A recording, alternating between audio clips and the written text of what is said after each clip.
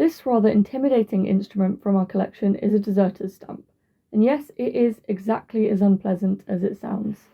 It was made in the early 19th century by Savany & Co., a London-based firm famous at the time for producing cutting-edge surgical instruments.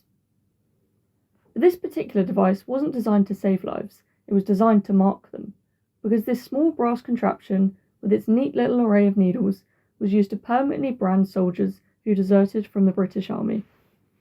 But to really understand why such a device even existed in the first place, we need to look further back, because branding people as a punishment occupies a very long and very uncomfortable place in British history.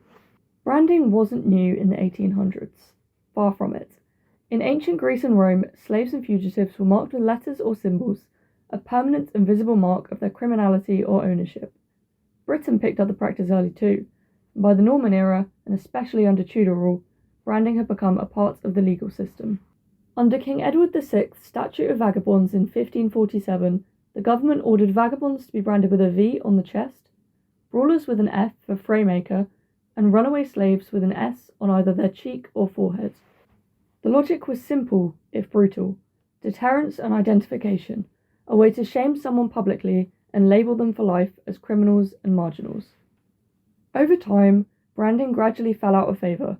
It was seen as archaic and cruel, and by 1829, the punitive practice of branding was abolished in civil law. But for the British Army, the punishment lingered on. Desertion, that being abandoning one's post with no intention of returning, was taken incredibly seriously. And right up until 1871, soldiers could still be branded for it. The military's rationality was one of control and deterrence. A branded deserter couldn't hide his past, nor could he slip into a new regiment under a false name, and he definitely couldn't claim a second signing-on bounty. Under the Mutiny Act of 1858, the army formalised the mark, a letter D on the left side of the torso, 2 inches below the armpit, and no less than 1 inch long. Originally, this would have been done by tracing the letter with a small bundle of sewing needles, piercing the skin until it bled before gunpowder was rubbed into the wound to make it permanent. The deserter's stamp was consequently introduced as a more humane way of marking deserters.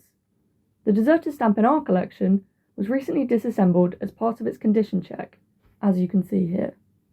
It has 38 spring-loaded needles arranged in a perfect D, a spring-loaded release clip, and an adjusting nut on the rear. Press it into the skin, spring the mechanism, and it would puncture the skin in a single motion. Afterwards, the wound would be rubbed with a mixture of indigo, Indian ink, and water to fix the mark permanently.